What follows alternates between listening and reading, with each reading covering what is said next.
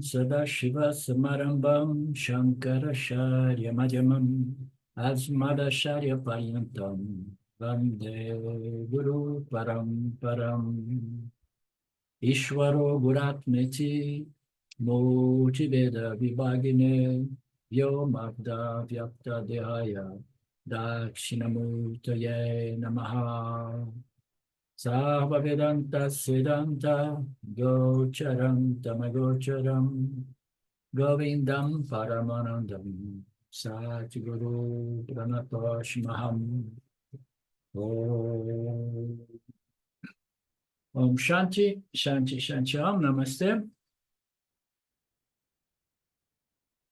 So in our yesterday's class,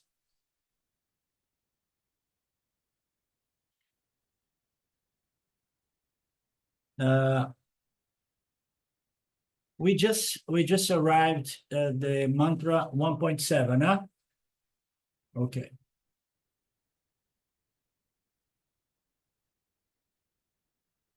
So the teaching is unfolding again and again through the five senses and the mind. That which is behind the five senses and the mind, it is the support, the ultimate support. Nothing it stands on its own in this apparent order of reality. As we know, we all need support. We try to get support on things of this world, such as people and things, and then we transfer our leaning on support from the world of people and things to God, and then ultimately we develop the subtlety and maturity to try to understand clearly what is the true nature of God. Once that is clearly understood, we just identify with that which is the support of everything else and the only principle that does not require any support. Even Saguna God needs the support of what? And Nirguna Atma. No? So we have been seeing that in the words of Swami Paramarthananda and in some of my words as well. Thus, a Vedantic student should never work for mystic experience. Oh, yes, he was just making a point that having said so, now we need to understand the any state in any reflection that occurs in a very sattvic mind, any one of those mental conditions, mental states, is not the true self, not even samadhi avastha, not even nirvikalpa samadhi. None of these states is going to produce something which is reality, which is the true atma, the true self. But the true self is the very nature of the entity having all of those experiences through all those kinds of different states or subtle bodies or subtle conditions of the subtle body. A Vedantine is not interested in any of these states or experience. The Vedantine use the awakening state to submit their mind, their waking mind, to the scriptures until it can consciously, with full conviction, understand and claim the Aham Brahmasmi.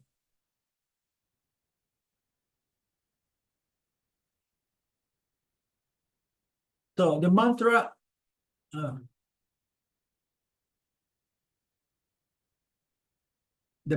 now, the seventh mantra, is that which cannot be perceived by the eye, but by which the eye is perceived. That alone, know that alone as Brahman, and not any other scene that people worship around here.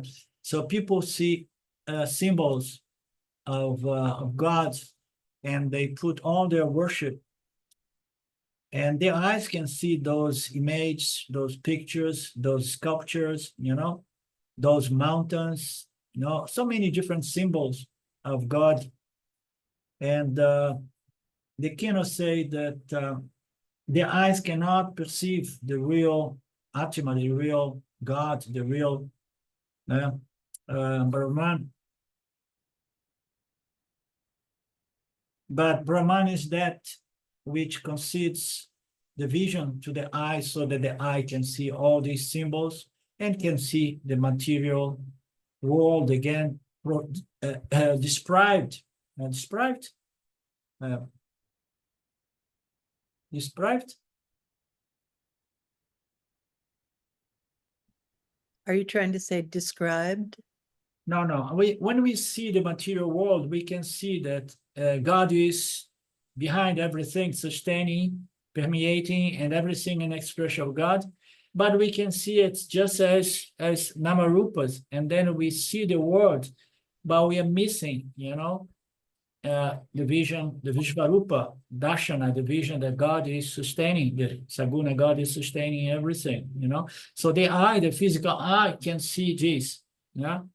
We are seeing everything. There is something that is allowing the eye to see that. And the seeker is trying to find out what is that thing. Because the first question in this Kenopanishad is, what is this divine principle that allows for this experience to come? And then the teacher is saying that Brahman alone is that by which the eye can see things, can perceive things. Either as just materialism. So the atheists, the more dense, gross people, they don't understand that there is God, and they see just namarupas. And they see that because of this divine principle, but they don't recognize the divine principle. They don't even recognize the divine principle in its inferior nature as Ishvara, sustaining this vision, you understand? Much less the real divine principle, which is Satchitananda Brahman. So that which cannot be perceived but allows the eyes to perceive everything, that alone is Brahman. None of these things that you worship is really Brahman. They are all radical, shocking statements. It's the same pattern, says Swamiji. Whatever you see with your eyes is not the real God. We often ask, did you see? Yes. I was very well, Swamiji. I saw it. It was very, very clear. Did you see that? Yes. And then it is God, Avastara. Maya Mamusha Veshaha. Okay.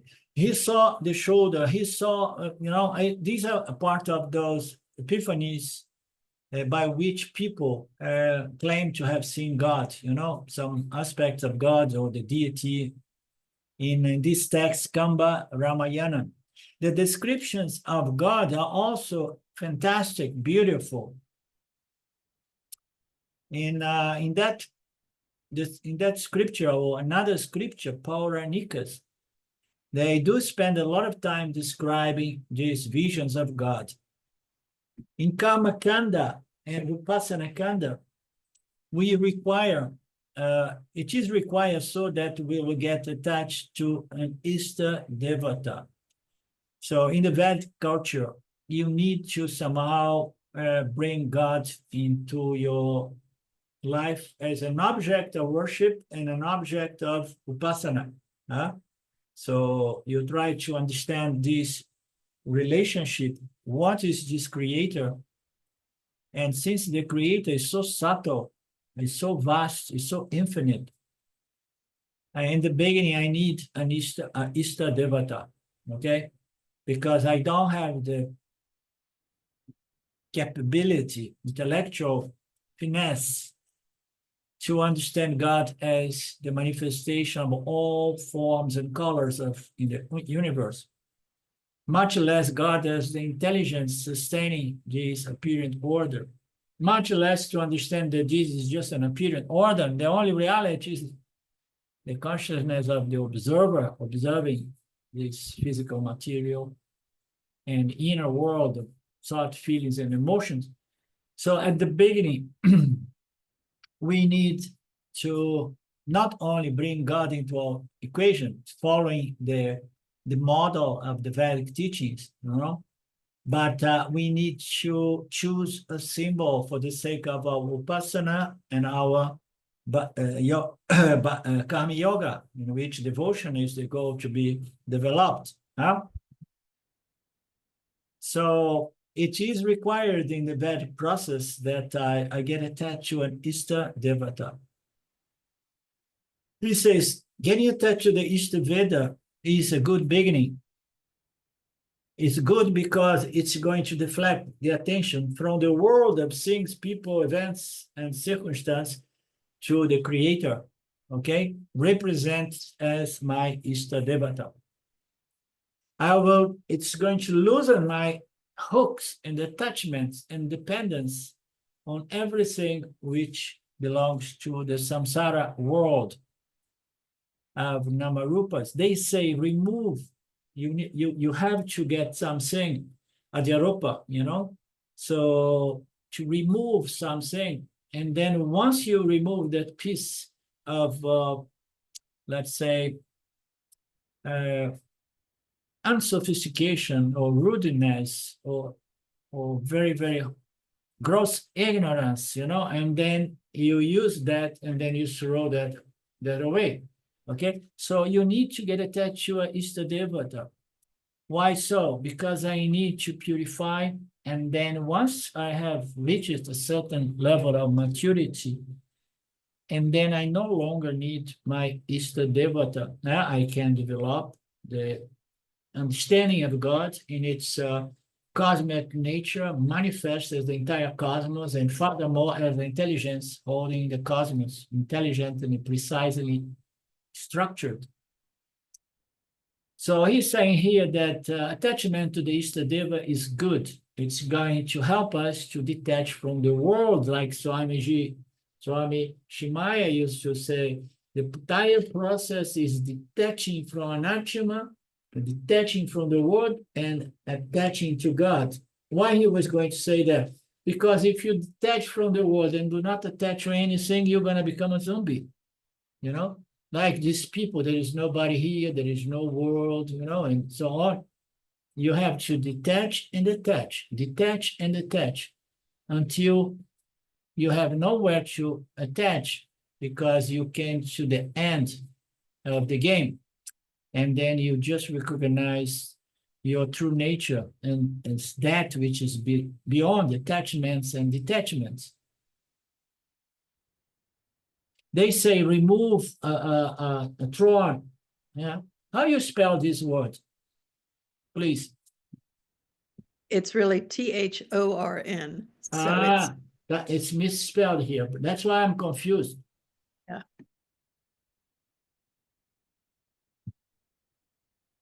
Okay.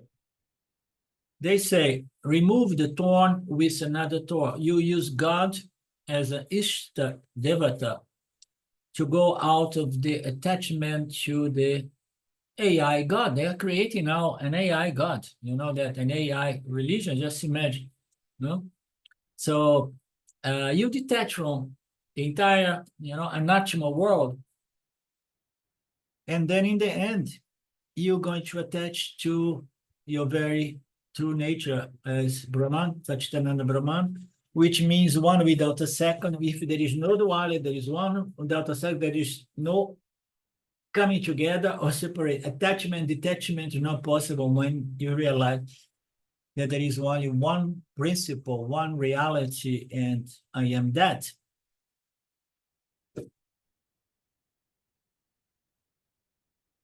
You should know that Ishta Devata is also an object. It's a tool, It's a strategy to pull you from the world. So get attached to the unattached. Therefore, you can have the description and enjoy Ramas, every limb, and so on, and other deities. This is the intermediary stage, but absolutely necessary. Today, I got a nice video clip of that same friend of mine from California that sometimes gets offended by me. And now he's in good terms with me.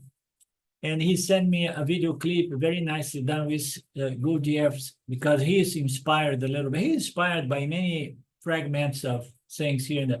And for the first time, I appreciated something that was presented in a video clip, 45 minutes, outlining more or less the concepts and the so-called teachings of Gurdjieff. No? And then fundamentally, it's totally deprived of the concept of God. There is no question of God involved, you know. I don't know if you had any experience, but it's very much on the terms of yoga, that you have to know yourself by observing the world, observing the way you respond to the world. Know yourself means understand, you know, your mental, emotional, psychological structure, and see how it responds to the world. And then, and that is going to make you free. But as we know, that will not make you free, but it will create nice states, mental states, sattvic states, in which you have some good insights. But then in the end of this video, it describes very clearly that if you follow the path of Gurdjieff, and then you're gonna have such beautiful insights here and there, you're gonna feel free here and there. You know, it's always talking in terms of an experience within time that becomes something of the past, okay? They never address the question that only knowledge.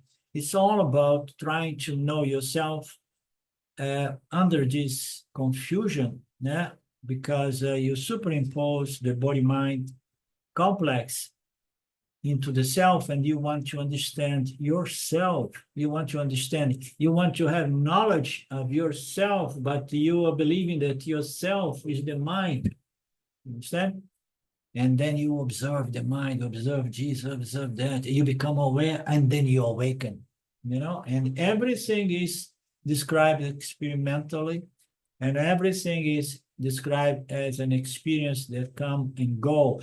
It's unbelievable, but it's almost impossible to help people to develop a true value for knowledge, spiritual wisdom, self-knowledge.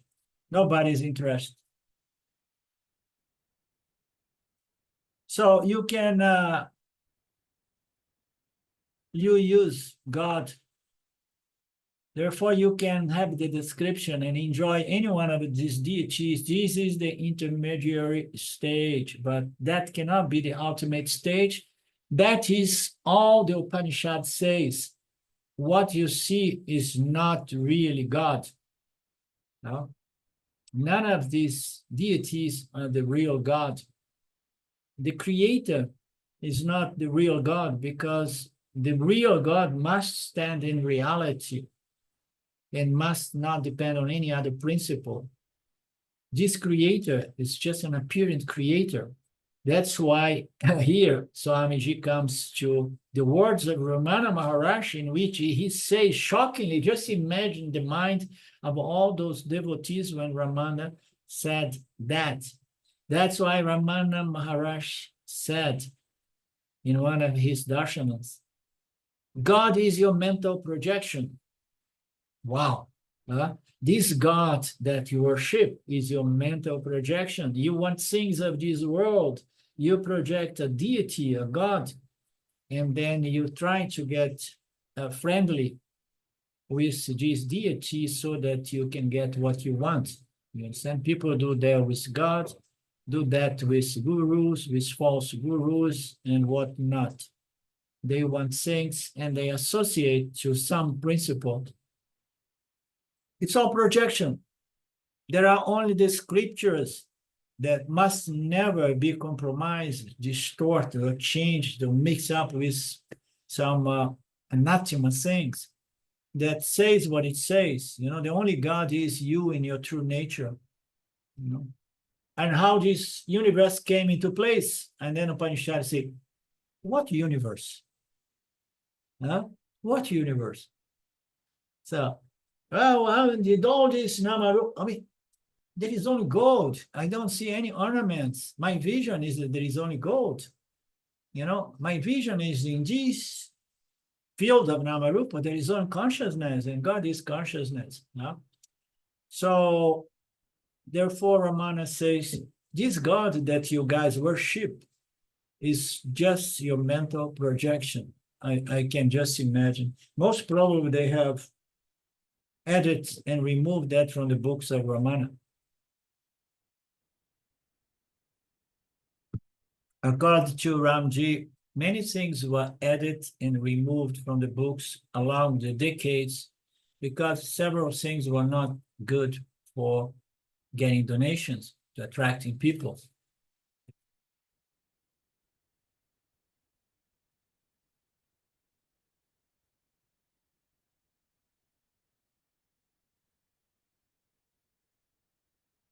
So without recognizing the drashta, if a person sees any God, that vision of God is what?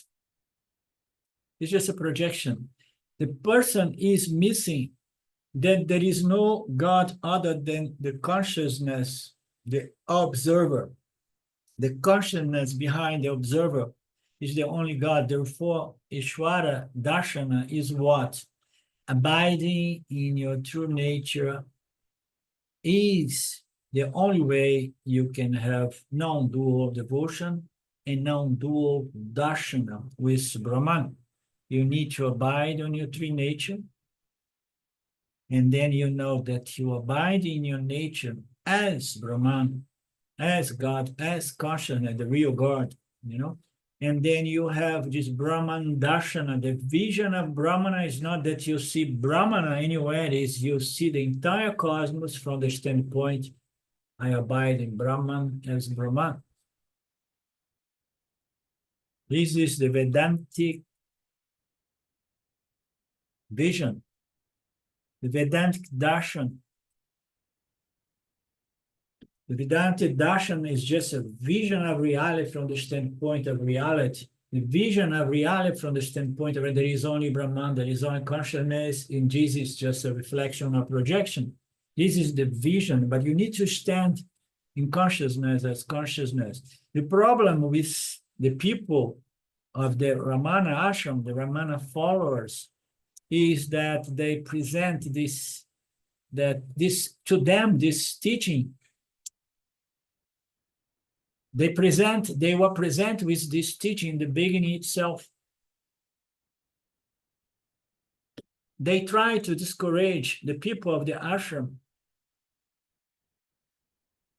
They try to discourage all the preliminary stages in which puja is important and many other sadhanas are absolutely necessary. They tell people just inquire, who am I, who am I, who am I?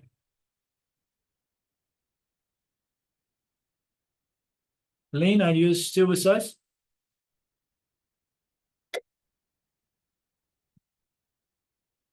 Yes, I am.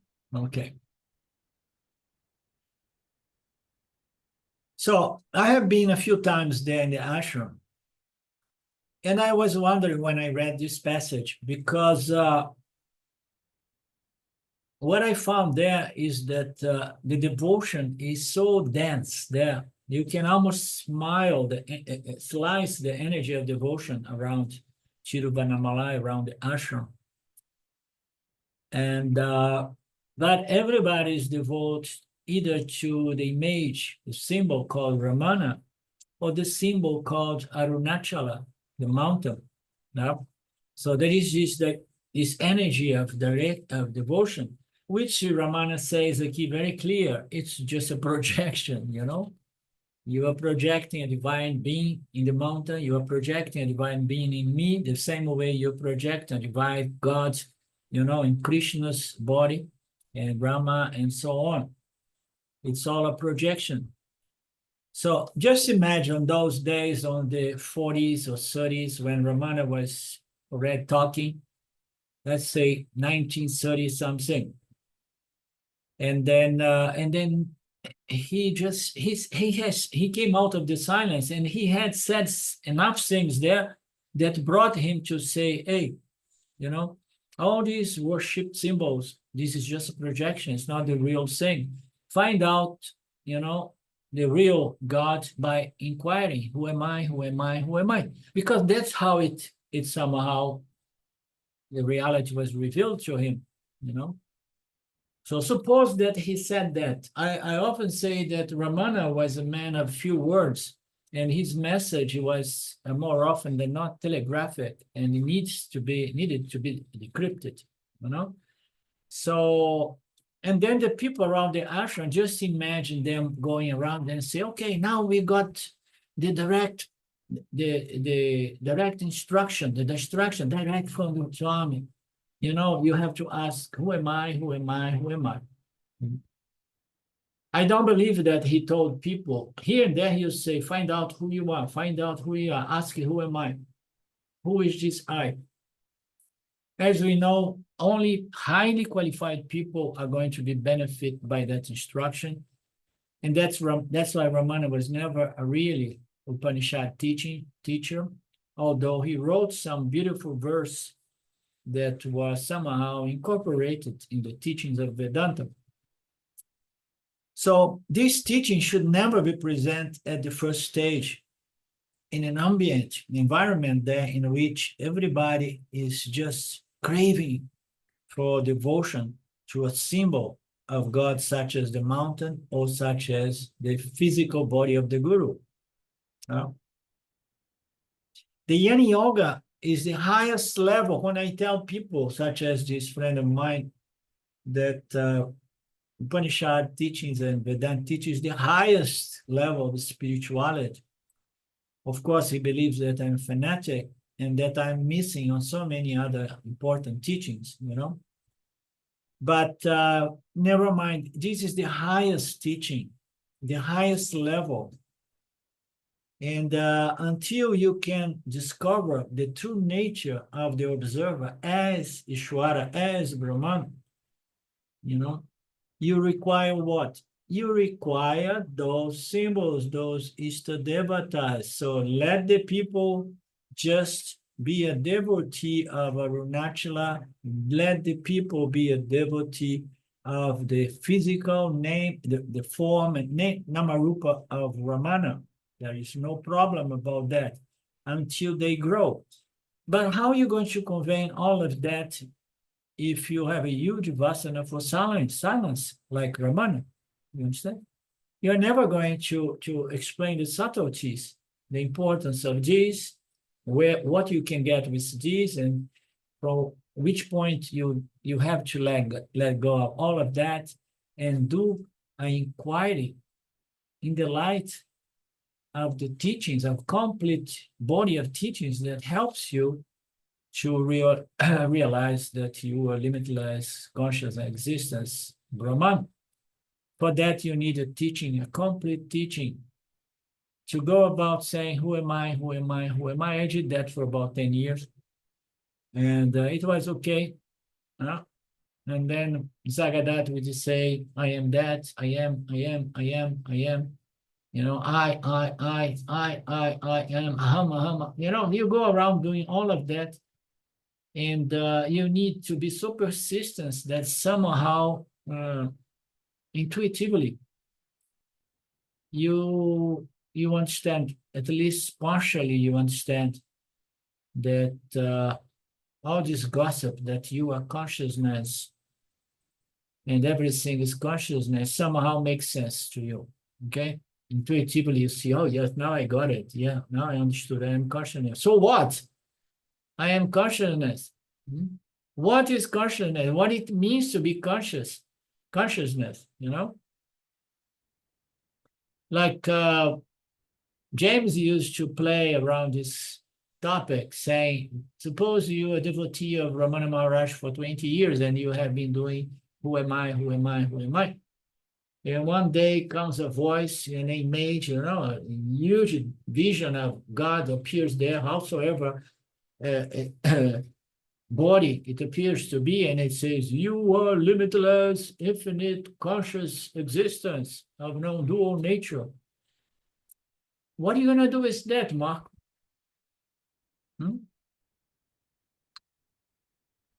I'm probably going to scratch my head.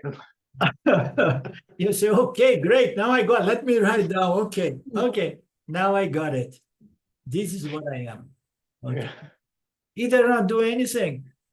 You need to really, go through a process which allows you to understand the transformation, the transforming power behind those Mahavakyas, Vedantic Mahavakyas.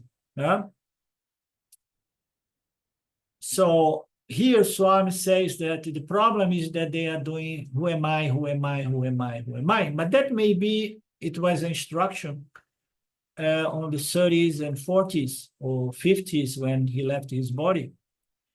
But what I have noticed with the people around Arunachala and Tiruvannamalai in those few years that I went there every year is that people, they just want to be a devotee. The high was so great with all those pujas and shantins in reverence to Arunachala, in reverence to the Vedas, in reverence to the savior, quote unquote savior, Ramana Maharaj, the great sage. So people, they were satisfied with dualistic devotion, mostly. I may be wrong, but I did not have the impression that not even that intuitive inquiry, who am I, was going on much there. Everybody was very happy as a bhakta, a devotee. And some of these people, I try hard to invite them to my satsangs or even a seminar, just to discover that James was right. Well, maybe I told James that there was everybody there wanted just to be a devotee. Nobody there was interested in self-knowledge. It was almost like an offense to present that there is something as God, which is one's true nature, there's consciousness.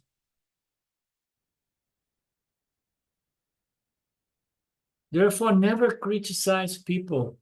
Never criticize the bhaktars, the people doing rituals to their Nishta Devatas. Okay, this is all important. What is also even more important, and that people should be doing everything that they do on this level, beginning or intermediate state, knowing that it's just groundwork prepping you for the Jnana Yoga of Vedanta.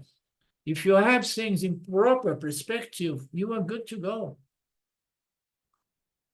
But you find people that are stuck there, because they don't get a perspective of what you're going to get as a bhakta and what you're not going to get as a bhakta. Are you really want to get, moksha or self-knowledge, or you don't want to get, either people are stuck there not getting a clear perspective of what is the ultimate goal, or the people see the ultimate goal and they go directly to the direct path, and they start saying, Aham Brahmasmi, who am I am Brahman, without having any embasement, any ground to really understand what it means.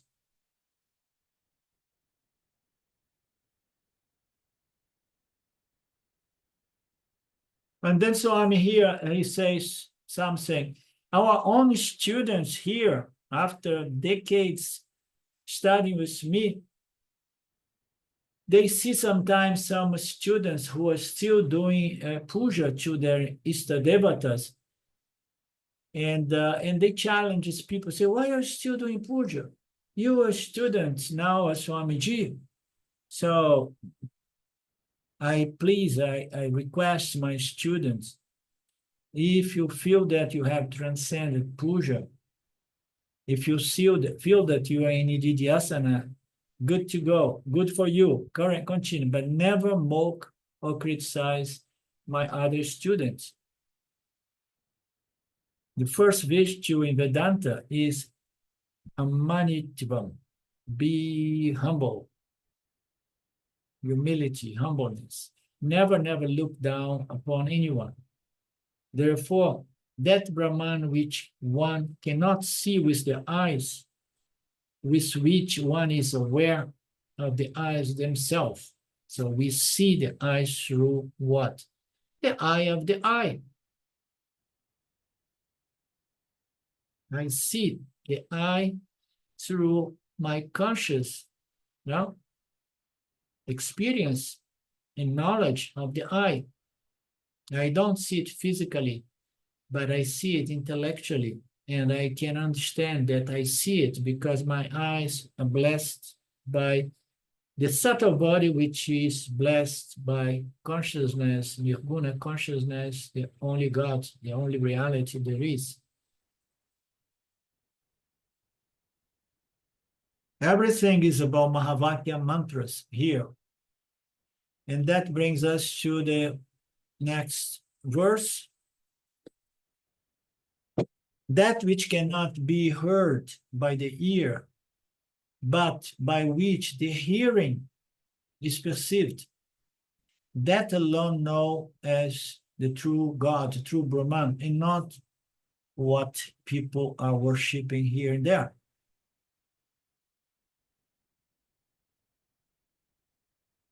So the ear is a wonderful sense instrument and sense organ. You can get all those vibrations, sound vibrations in this mithya apparent reality. But if you take the ear, the physical instrument, and if you even take the mind, which supports the ear, the organ of how you say in English? As we know, for each one of these sense organ, we require a sense instrument. So we have the organs in the subtle body, and we have the instruments on the physical body. No?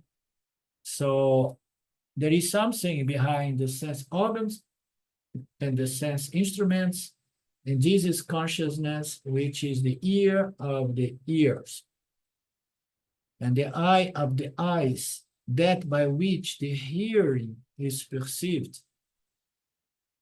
Swamiji presents some nice examples here, very nice and simple as always.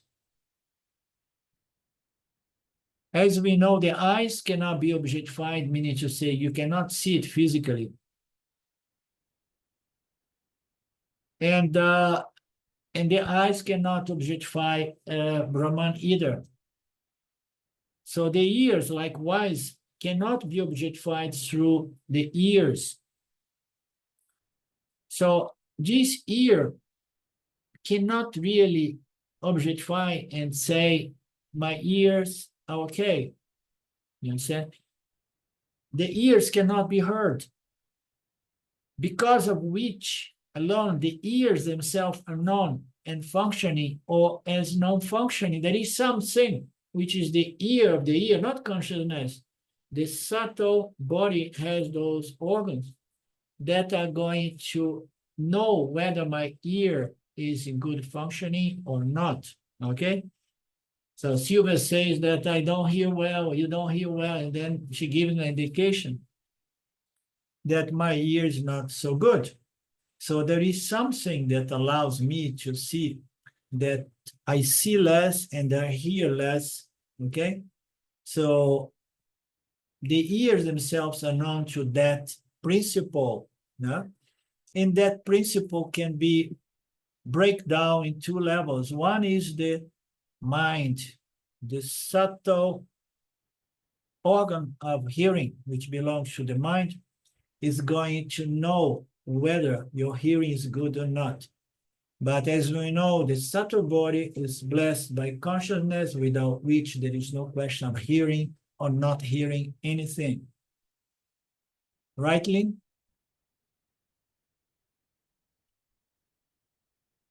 Then Swami explains further, saying, when you go to a doctor to test your audiogram test, you find a technician or a doctor there.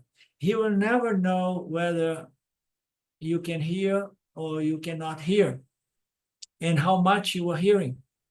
He cannot enter your subtle body to see how you are really experience the words through the ears, the degree, the quality of the hearing, and so on, because you start hearing some other, with old age. So the doctor and the technician, they cannot do that. So why he's saying that? He has to make a test. He makes a sound and say, did you hear this? You say, no. Did you hear that? No. And how about this? Did you hear this? No. It's exactly when you're going to do a eye examination. They'll see, can you see that? No. Can you see that? Can you see this? Yes, now I can see. They cannot find out how you see. Okay? And you're going to tell them, I can see, I cannot see. Yeah? And that is a good indication to the doctor. The ear organ is objectified by me. The eye organ is objectified by me. The mind is going to say, I hear well, I don't hear well, I see this, but I don't see that small. So sound is objectified by seeing whether I'm able to objectify the sound or not. Okay, so there is a sound, and if I cannot hear that sound because it's too soft, and then I am objectifying my hearing sense directly through the mind. By that, I am making a judgment regarding what? It's not the assessment of the sound. This is very beautiful. Did you hear this music? Oh, yeah, I like it. I don't like. Did you like this song? No. Did you like that song? Now the assessment, do I hear or I do not hear? It's a very, very clear, fine distinction. I'm not really testing my ability to the degree, capacity of hearing things that I may like, I may not like. I want to assess if I can hear or if I cannot hear. From this, what do we know? The ear itself is an object of knowledge. So the ear itself is an object of knowledge. I can objectify my ear to say I can hear. It's functional or it's not functioning. Who am I? I am not doing this mantra. I am the Shrotrasya. Do you understand the difference? Because of which alone you are able to know if you hear or if you do not hear. You can do the test, okay? By that alone, which is consciousness, which bless the mind, which bless the physical ear. So when you have a problem in the physical aspect, they have these tools that they put. Nobody likes to wear that, but maybe technology has improved and now it's not as unpleasant. But you have to go deeper than that. The mind is going to objectify your hearing, and consciousness is the blessing the mind. So, because of which alone you are able to go to the doctor and make the test and discover how much you still can hear. If you have not done that, good. It means that you have a good punya on the physical body. Consciousness alone is Brahman, the real God, which blesses all the 5 organs and the 5 instruments of experience, bless the mind as well. And now we come to the final concluding mantra. The final mantra, and then the keno is finished. And then after that, we're going to have the real fun. The mantra 9 is that which cannot be smelt, by the breath, but by which the breath smells any and all objects. That alone know as Brahman, not this, that, and this and that that people worship here. Okay? So we conclude the five senses through now the smell. Now, he did not elaborate on the touching, yeah? But on the other more subtle instruments, he did elaborate. The other four instruments. And the mind. Mind is kind of the main instrument there. So now we're going to do, what is most interesting about that is that here, it's referred, the smell, the ability we have to smell the rose and get the different fragrance of the planet, the earth, the main attribute or quality of the earth is smell, and we need this nose to smell it, you know. And then he presents the smelling organ as prana, as prana. So that alone as Brahman, that by which the breath, the prana, smells an object. And Swami is going to explain. When I read that, I said, whoa, this is something new for me. So the last one is prana. It's not the smelling instrument or sense organ. It's called prana. And then Swami explained why it is calling it prana in the context of the smell, the organ of smelling, the experience of smelling different fragrance or perfumes or odors, good odors, bad odors. And then he said, because in order to smell, you need what? You need the prana. When I read that, I said, oh my God, I never thought about that. Try to smell something doing like that. Or even that. Yeah. No, you need to take in the breath. The smell comes through the pranas, this air, the intelligent design air that allows us as well to get the odors of the earth. The word prana has different meanings. The meanings are three are there. One meaning is the popular pancha prana, which is one of the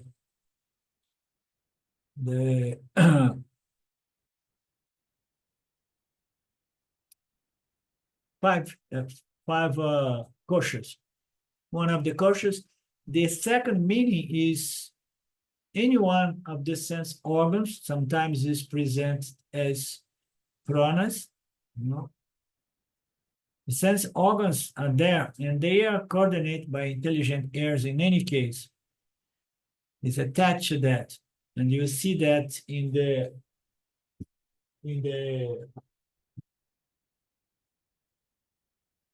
the chart of James.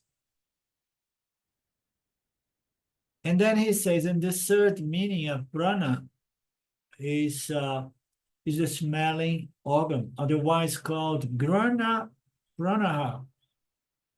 And Shankaracharya takes the meaning of prana here as the smelling organ in this context. He says you cannot smell the atma because atma is that because of which you can smell the organs. That because of which the smelling organ function, which is the prana, can smell the odors of the earth. That consciousness principle, which is the prana of the prana, taking prana as the smelling organ that goes through the instrument nose, because as we say, if we close, Rabbi pointed out, you don't smell. So that's because of which alone the smelling organ function, consciousness principle, which is your true self, which is the atma that cannot be smelled, but without which nothing can be smelled. The earth cannot be smelled. Okay, and they call it prana because we need the prana. The prana is the vehicle by which, the orders of the earth are delivered to the mind, and then we have an experience. So with this, the teacher completes the teaching process, the chapter 1.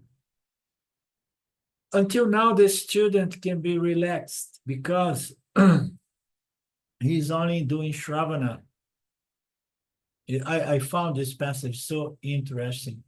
Look at that. The first chapter of Kenopanishad is over. So far, the student is very much at ease because they enjoy Shravana.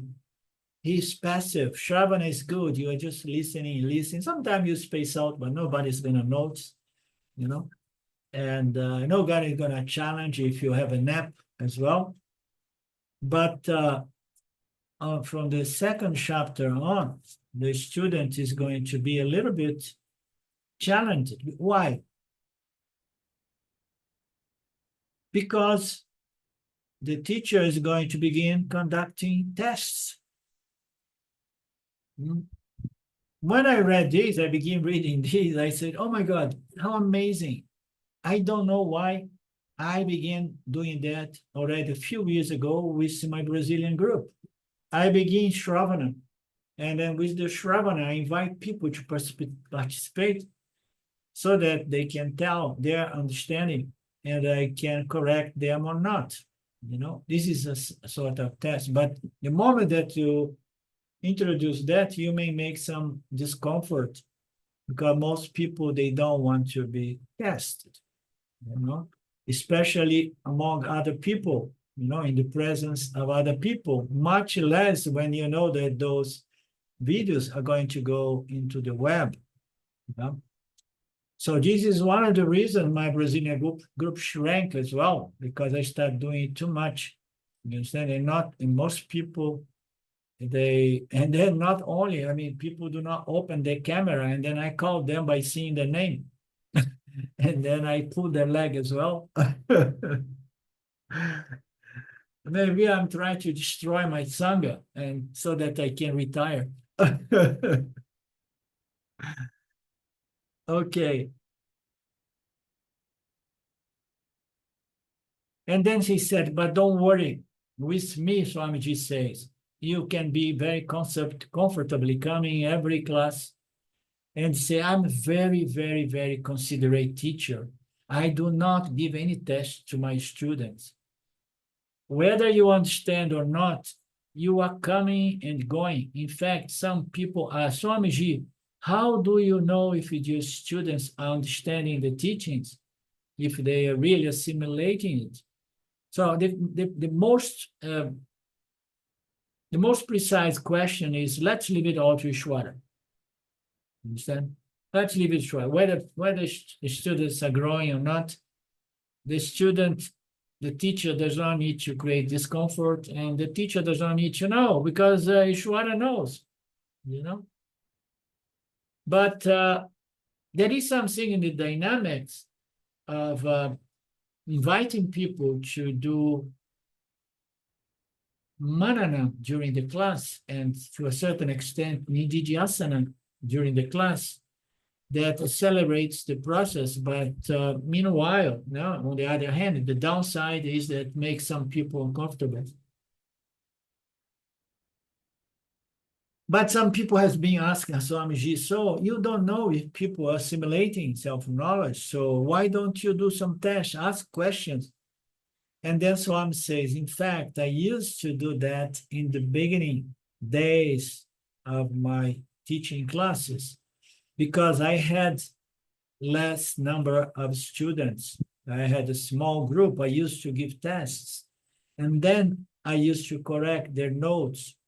When we went to camps, I used to ask questions regarding the subject I was delivering, more or less like I do online. Then at the end of one of the camps, one student told me, before we read what the student told them, in my Brazilian group, I had to stop asking. Even sometimes I ask you too, Lena and Mark, I say, what do you think? Did you get that? What is your opinion? So I had to stop doing that with some of my students because their spiritual ego would feel offended if I ask him, did you get that? Did you understand? There is one particular guy that was really, he gave me the signal that he was really upset, and then he stopped opening his video camera and tried to avoid any interaction during the class. So you have to watch out because people ask him, why don't you do this? And then he said, I used to do that. But one time we went to a Vedanta camp and people were so stressed out because he knew that in the camp there were a lot of tests, interaction, and I had to stop because I saw that people were running to the bathroom again and again during the camp of fear. It was moving the digestion of fear. Fear does those things. And then he says, I don't want my people running to the bathroom during the Vedanta class or Vedanta camp. And the number of my students became too big, too huge. If I would have to correct or to follow more closely each one of my students, I would be totally lost. I don't do it. I can't do it anymore. I assume that you were all sincere students. And then he said, therefore, the possible misconceptions, only them I will try to correct. And then he says here, what he means to say is, I leave it all to you. I'm not going to follow. I'm not going to babysit. I'm not going to micromanage my students. Okay, I leave it to you guys. I leave it to Ishwara. But I'm going to present questions and answers to possibly correct those general misconceptions in the assimilation of the teachings. And then it becomes totally impersonal.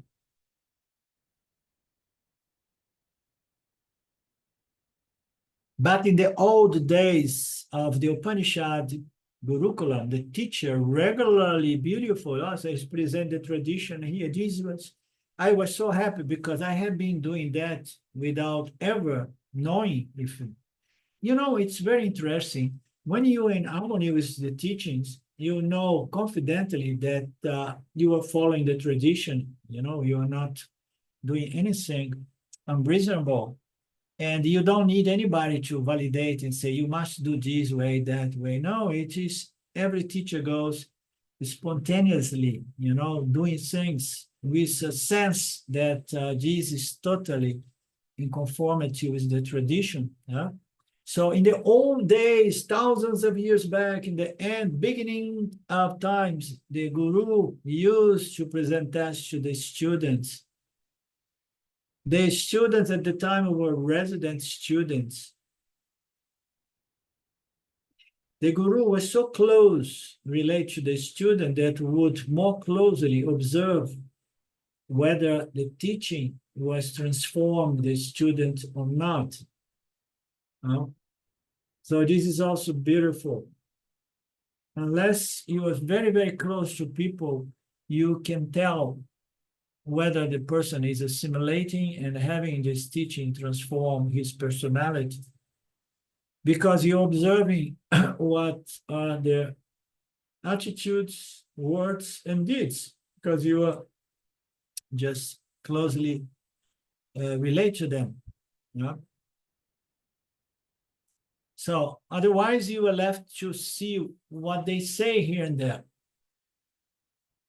Following a little bit what they do in the internet gives you already some hints of the level of maturity, among other things. But he says, don't worry, I'm not going to be like the old style Gurukula teacher. I'm not going to ask you any question. I'm not going to ask you what is the atma, what is the self. I just give the knowledge of what this atma is. I taught everything about the atma. Now tell me, do you know what atma is? If I do that, I put you in a horrible position, because the student is going to feel trapped. Whatever the student will answer will give him trouble. Suppose the student say, I do not know the atma. The teacher will say, how so? Many years and decades I have been teaching you and you don't know the atma yet. No? The teacher may run away to Rishikesh and retire as a teacher.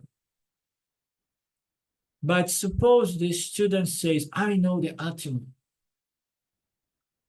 The teacher may think, how can you know the atma? That the atma is beyond knowledge and ignorance. It's beyond that is known and the unknown. In which way you know the atma? So the student can be in a position, either way, subject to being challenged. Now, since the student has understood there is no need for further teaching, so I know also he cannot say. Therefore, student has to give the answer in such a way that he conveys that the communication has worked. So the teacher, the student who has really understood that, who is going to answer that question in a way that is going to convince the teacher that the student got it. So the teacher is going to ask the question and also warn of the possible pitfalls. Then he asks the student to answer. The student comes out with a brilliant answer. A brilliant question must bring about a brilliant answer to satisfy the guru. This brilliant summing up of the Upanishads, the second chapter of the Upanishad is very, very beautiful and brilliant, profound, because it's going to present some questions and the beautiful answers that concise or points, or indicates that the teaching was properly, profoundly assimilated and to the extent of transforming the individual. And we're going to see it in our next class, which is class number 8, which we're going to leave it for next week. Okay?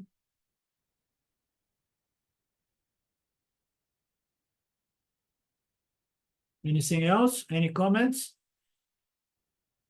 Any questions? Any answers?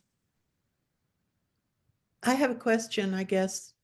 I may already have the answer, but when we were talking before about what I've heard the term sakshi pratyaksha, which is the perception without the use of the sense organs, really, like knowing what you think and knowing, as you say, how you are seen, whether it's well or diminishing or whatnot. That belongs to the jiva, right? That sakshi chaitanya is only as long as the human body persists and the prarabdha persists, then that is what we have in terms of experience, and only actual Brahman after the body passes, right? After the prarabdha is through. And until then, it's just on the level of knowledge that you're Brahman. But in terms of the witnessing, that's just a function of being in Maya, Well, right? yeah. So I did not really go.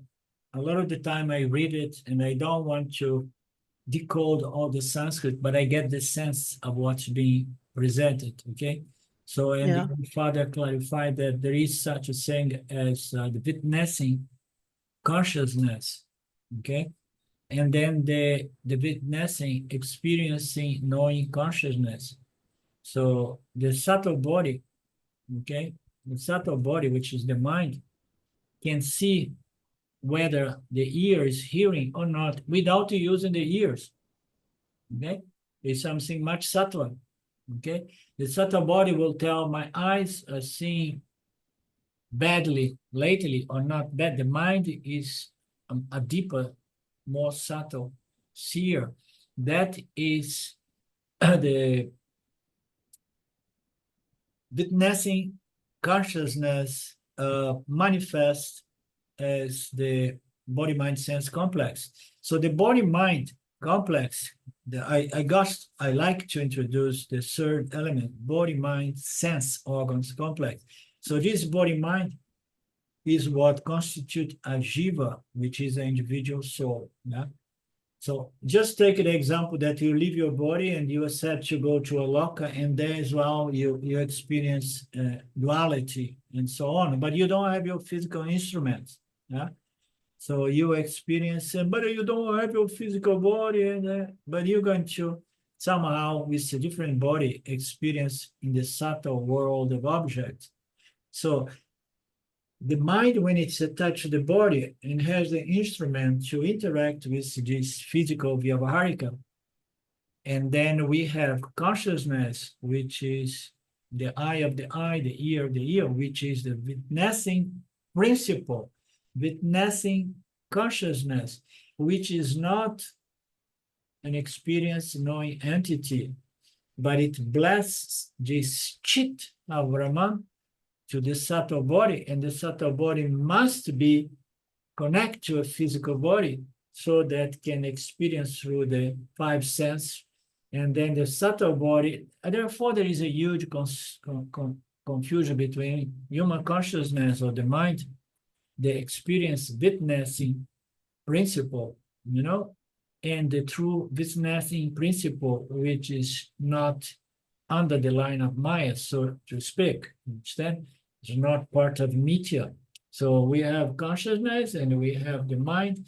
The mind is that which is going to know whether my eyes are seeing correctly, or whether my ears are seeing hearing correctly, and so on. So the consciousness principle, the witnessing consciousness principle manifests as the intellect, as a human witnessing, experiencing entity. But the true nature of this witnessing, experiencing entity is the non-experiencing witnessing principle. In other words, the chit nature of Brahman, that which concedes knowingness to all living jivas of all kinds of species. Does it address your point? Yes, and beautifully. Thank you. Thank you. Okay. Om Purnamada Purnamidam Purnamudachyate Purnasya Purnamadaya Purnamevavashishate. Om Shanti Shanti Shanti. Om. Namaste. Today is Tuesday, and we meet on Gita this coming Friday. See you later, alligator. In a while, crocodile. Okay.